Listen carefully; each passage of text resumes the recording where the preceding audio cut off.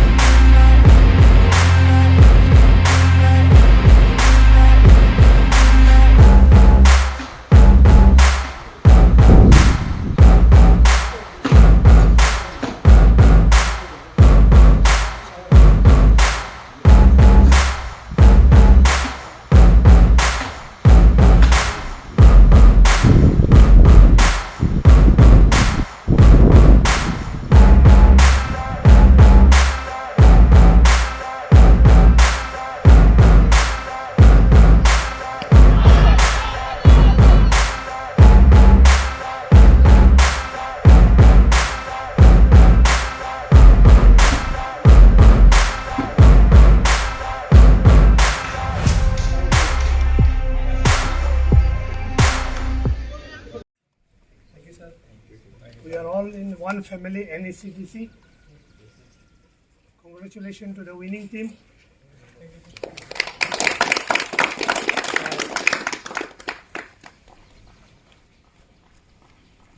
Other participating team win or lose.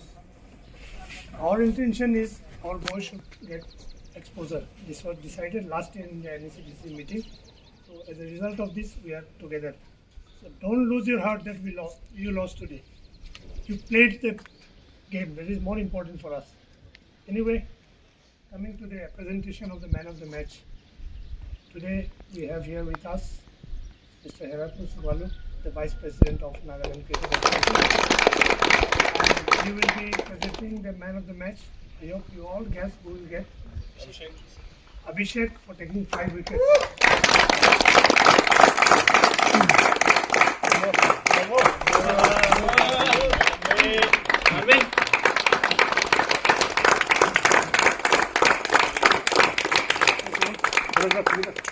Come, let's all take a photograph together.